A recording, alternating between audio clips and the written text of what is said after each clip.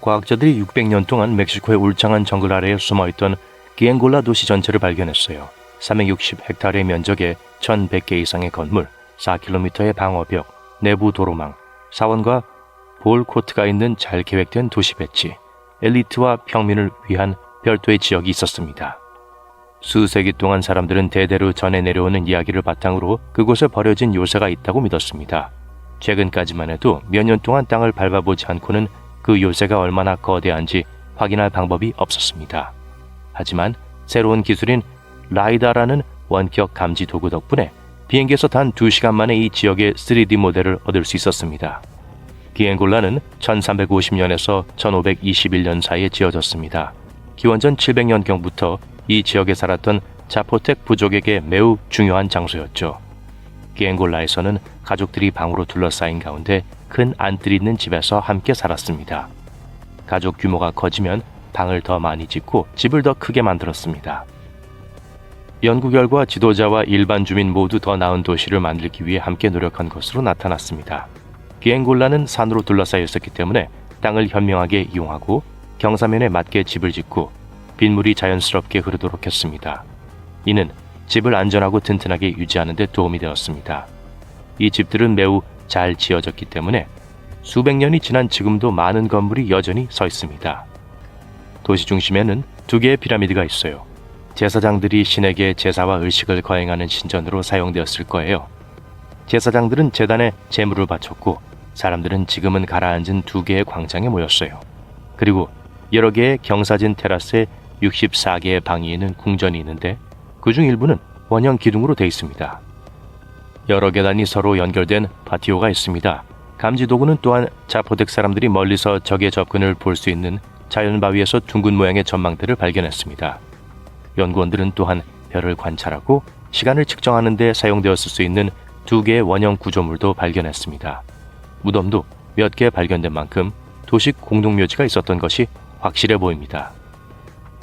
1400년대 말 자포텍 쪽은 태평양 연안의 넓은 영토를 장악하고 더 많은 영토를 점령하려는 아즈텍 쪽으로부터 자신들의 땅을 성공적으로 방어했습니다.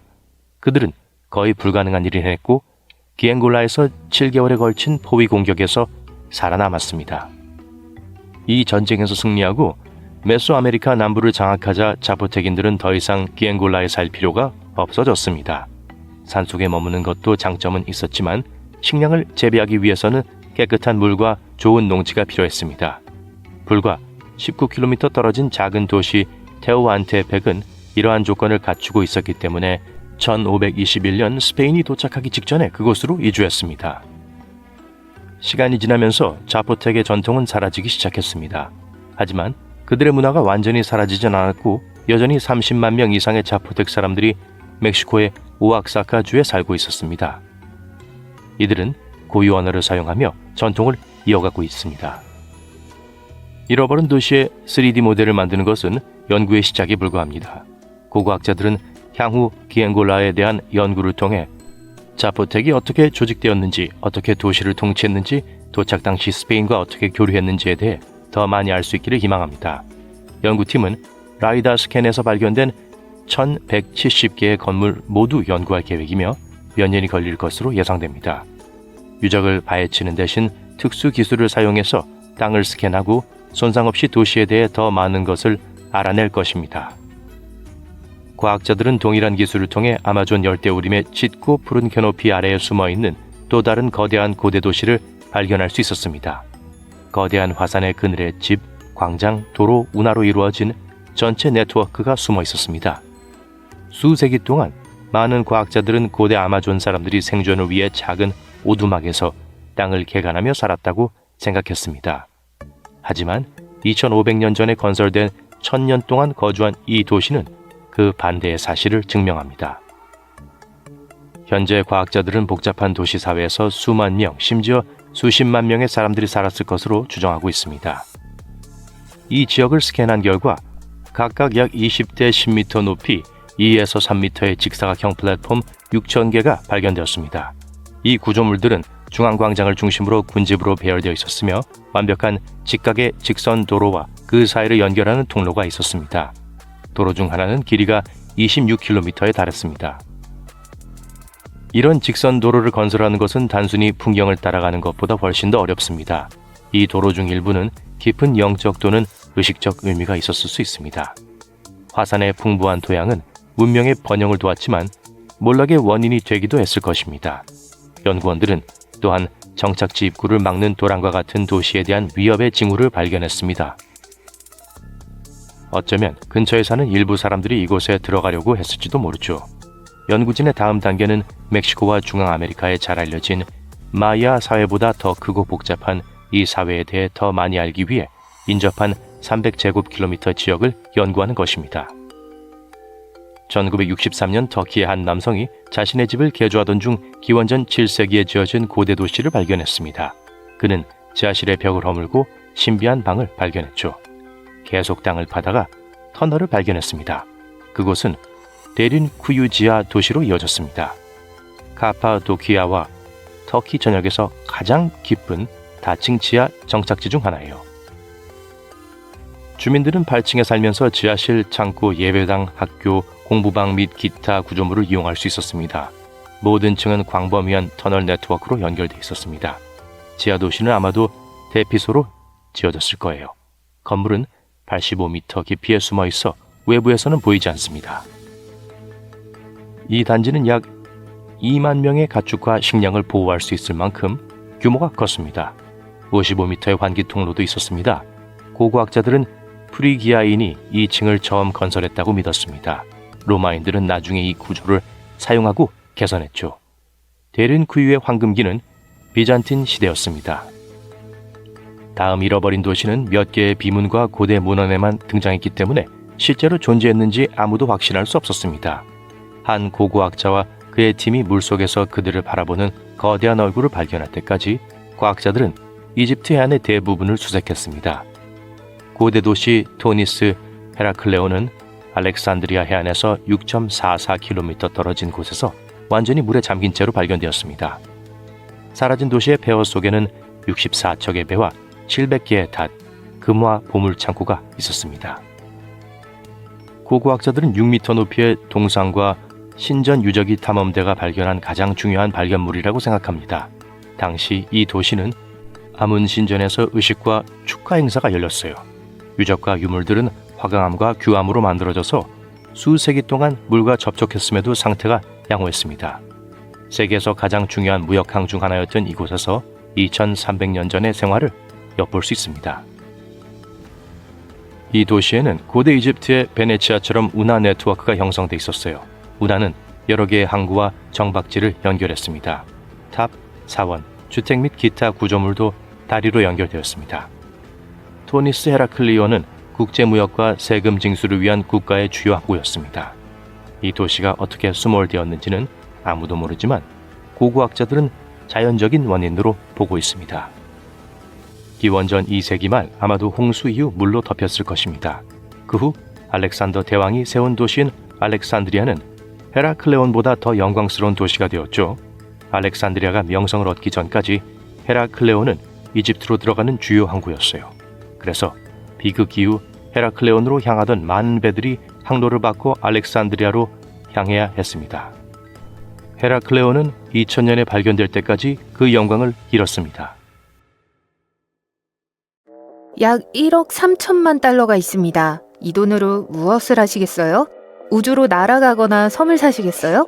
이 많은 돈을 쓸 수 있는 방법은 여러 가지가 있지만 익명의 한 투자자는 이 돈을 사용해서 호화로운 수중 도시를 건설했습니다. 이 프로젝트는 아직 끝나지 않았고 현재 많은 사람들이 이 미친 아이디어를 실현하기 위해 정말 열심히 노력하고 있어요. 모든 것이 순조롭게 진행되면 가까운 미래에 바다 밑에서 사는 것이 현실이 될지도 모릅니다. 지난 세기에 영국 웨일스 국경 근처에 석회암 채석장이 있었습니다. 1990년대에 홍수가 나서 수심 80m의 호수로 변했어요.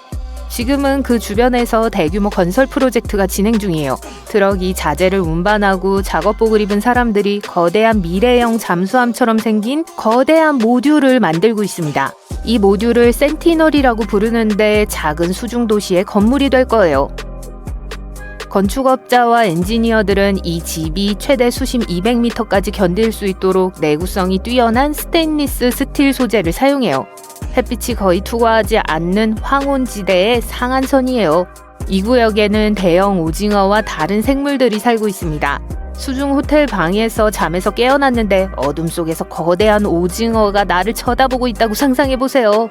더 끔찍한 상황도 있을 수 있습니다. 잠에서 깨어났을 때 거대한 눈이 여러분을 지켜보고 있다면요. 바다 깊은 곳에 센티널이 성공적으로 설치되어 있다면 이런 일이 일어날 수 있습니다.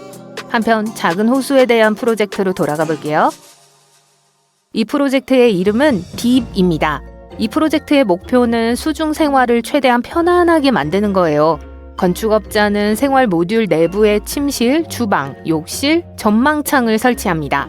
사람들은 소형 잠수함을 이용해 이곳에 접근하게 돼요.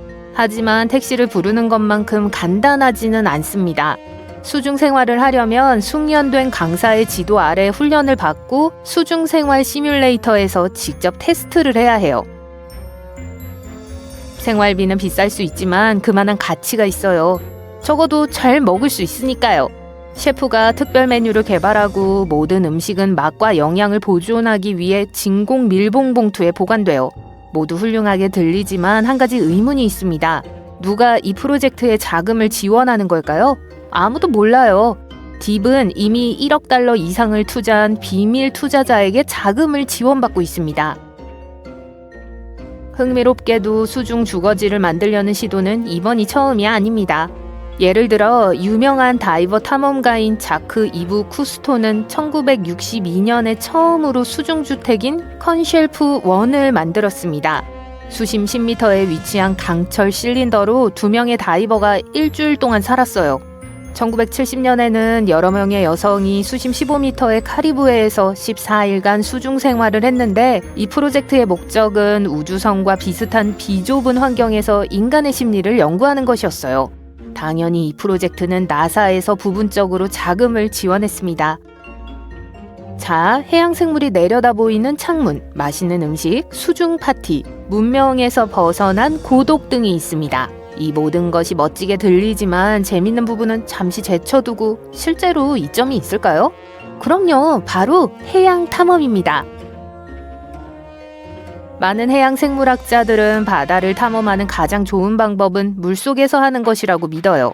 잠수부는 한 번에 1시간 반 정도만 수중에 머물 수 있을 정도로 시간과 신체적 제약이 있기 때문에 다이빙은 큰 도움이 되지 않아요. 수중 도시는 우리가 수개월 동안 수중에서 살 수 있게 해줄 수 있어요.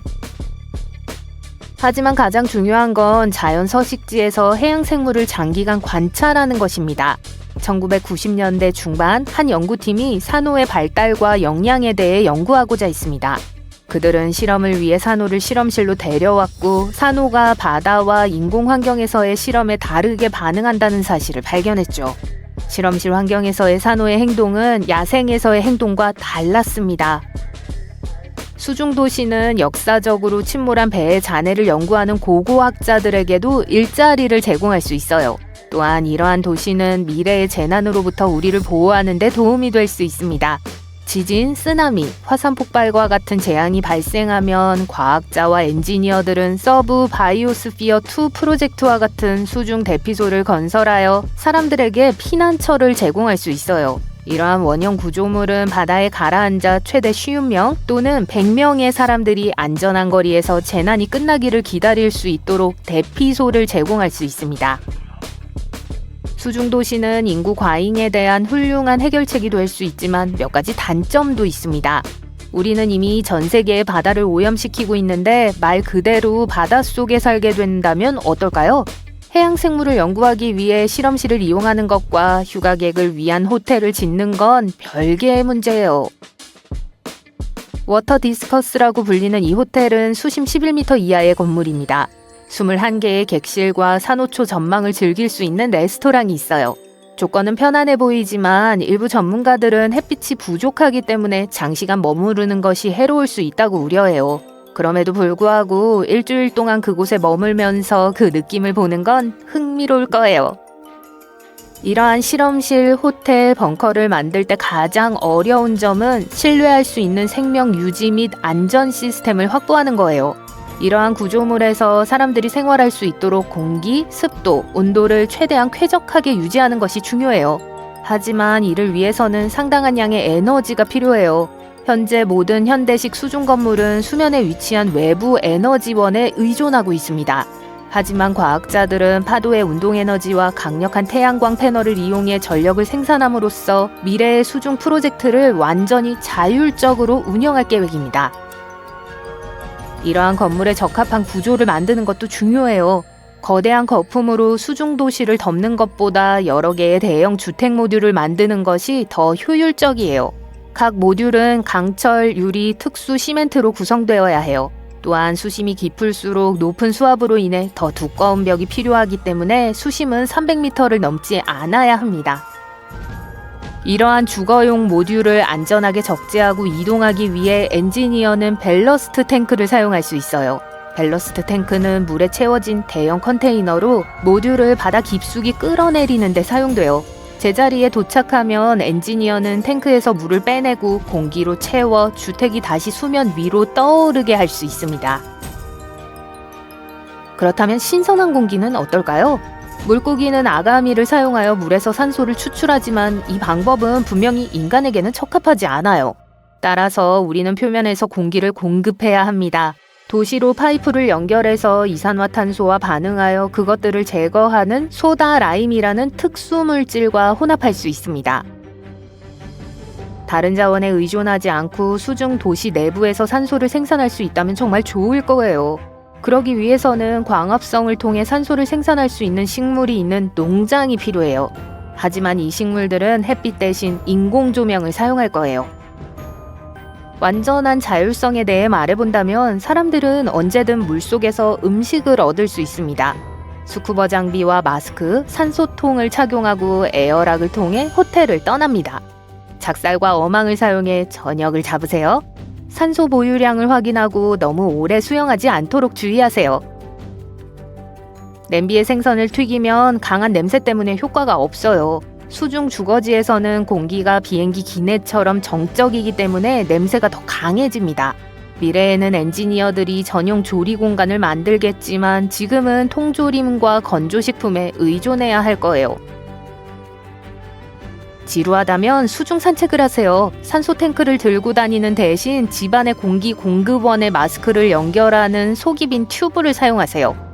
하지만 튜브의 길이가 제한되어 있으니 너무 멀리 갈 수 없다는 점을 잊지 마세요. 공기, 음식, 안전한 건설. 또 뭐가 있을까요? 식수요. 미래에는 과학자들이 호텔의 소금물을 담수화하는 필터를 만들 수도 있습니다. 이 물은 호텔 내부의 결로와 사람의 분비물에서 추출할 수 있어요. 놀라지 마세요. 예를 들자면 우주비행사들은 오랫동안 특수 기술을 사용해서 액체를 여과하여 식수를 만들어 왔으니까요.